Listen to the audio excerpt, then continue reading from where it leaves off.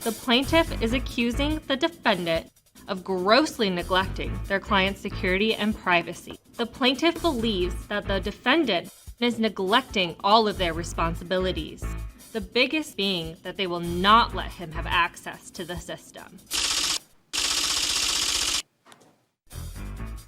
The defendants, however, claim that this is not entirely true. They are confident that they are handling their client's data properly, but they will not allow the plaintiff to have access to their system. We'll have to see what Judge KarLee has to say right now on KarLee's Court. All rise. The Honorable Judge KarLee presiding.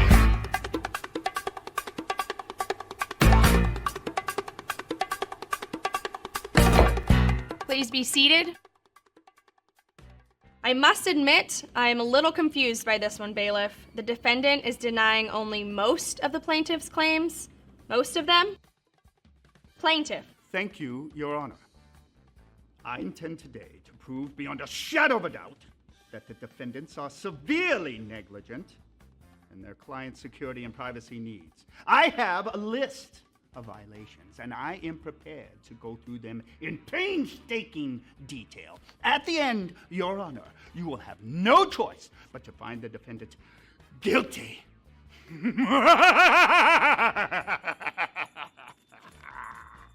Wow, okay.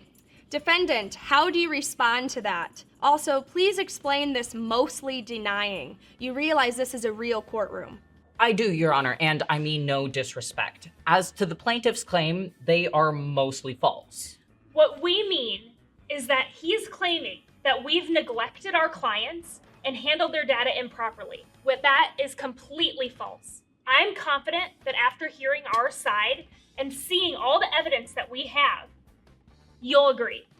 However, the plaintiff has made one accurate accusation.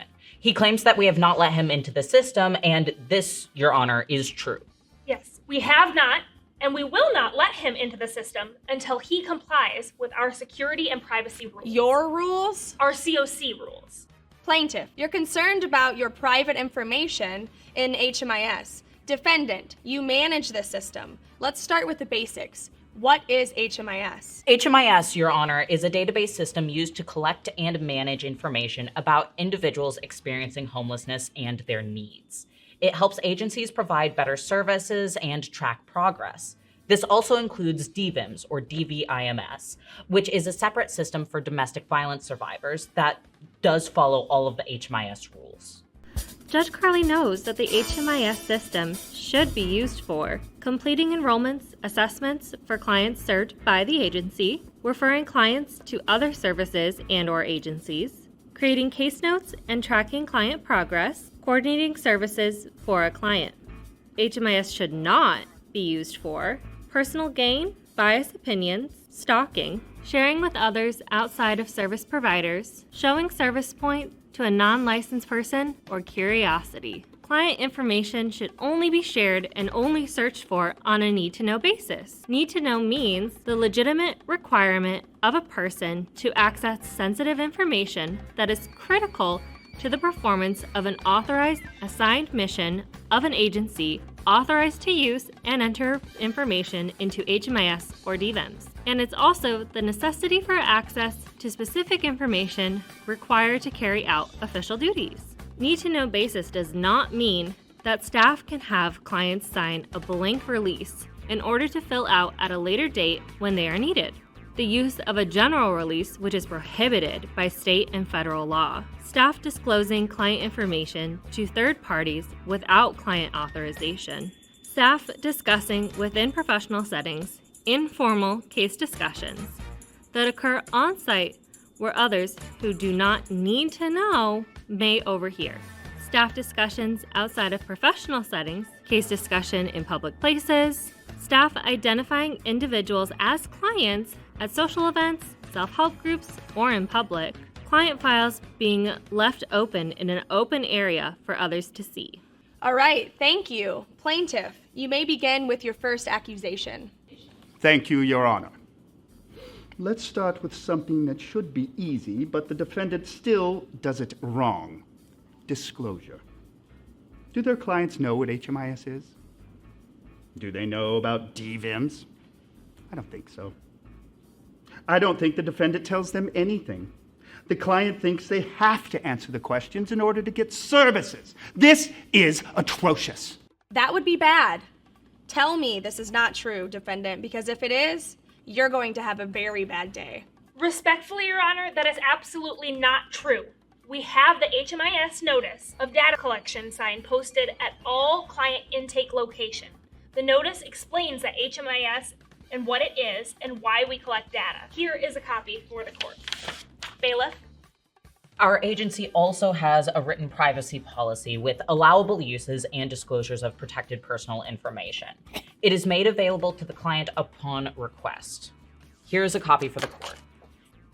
Further, we explain this sign, what HMIS is, and why we need their data to every client before entry, and we never deny or even imply that the client will get help only if they answer the question. Clients have the right to refuse to answer any questions, or all of them if they choose, and are given services regardless. Okay, legit. Plaintiff.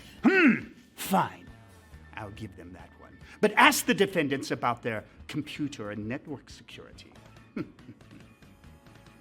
From what I see here, they have absolutely nothing in place. Anyone could get in that system. It is completely wide open. Defendant, tell me this isn't so. It is not so, Your Honor. I have invited my head of IT virtually to explain our computer and network security.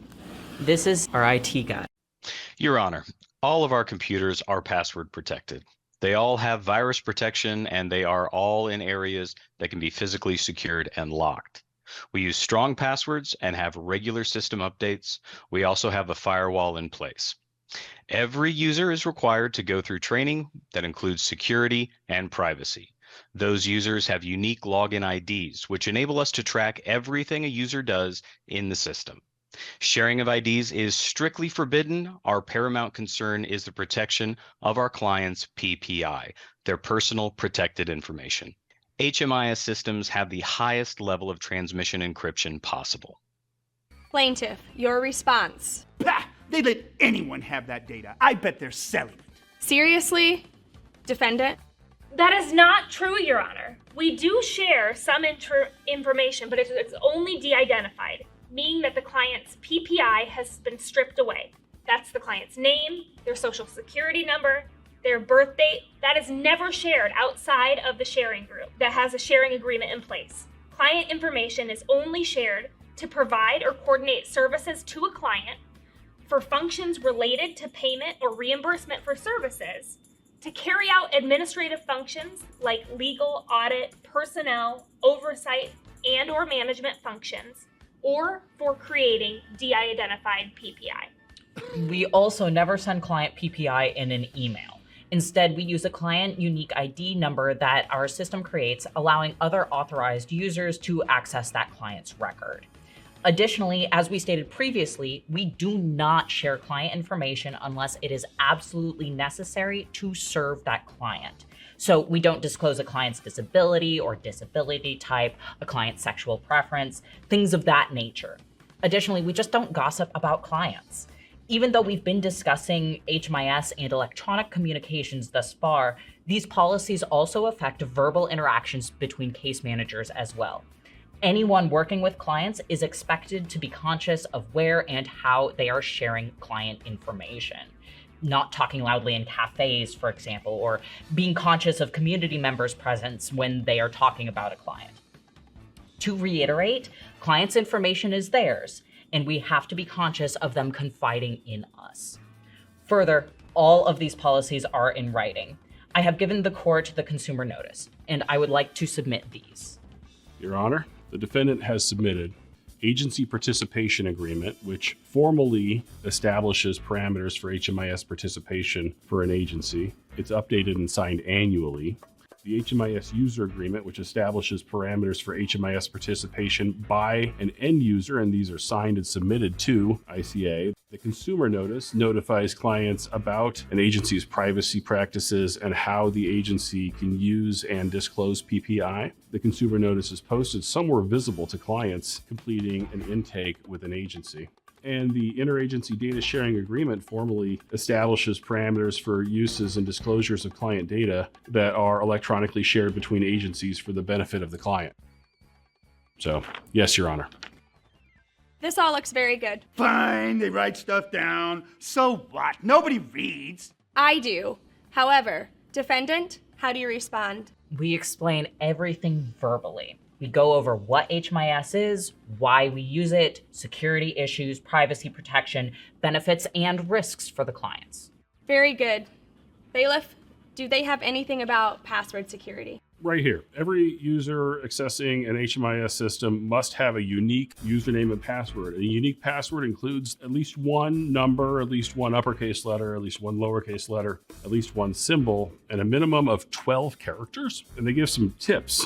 Stay away from easy stuff like the word password or your name or your birthday. Don't have characters in sequence like A, B, C, D, E, F, G, 1, 2, 3. Let's write out. And then they give a couple examples of what might be good passwords, like karma is my BF 13 exclamation point. The K in karma is capitalized and the I in is capitalized. And then BF are both capitalized. And then you got 13 and then the exclamation point's your special character. They also give the example of all too well 2022 exclamation point with the A capitalized. You know, it also says here that you can use a phrase that you'll remember and maybe just use the first letter of each word in the phrase.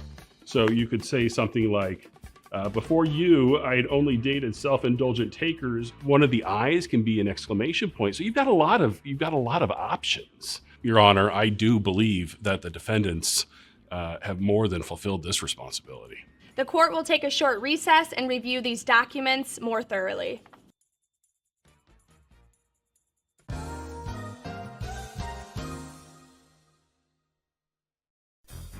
All rise for Judge KarLee. Please be seated. Sit down.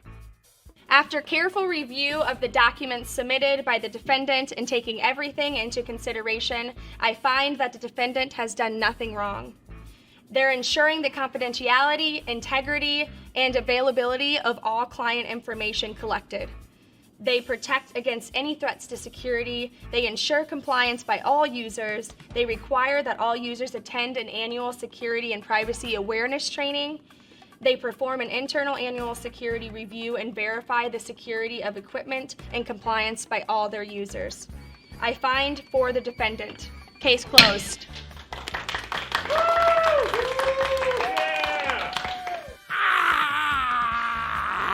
Foiled! I will have you removed from this courtroom. Bailiff, take him away. Foiled! Yeah! Live! Unhand me!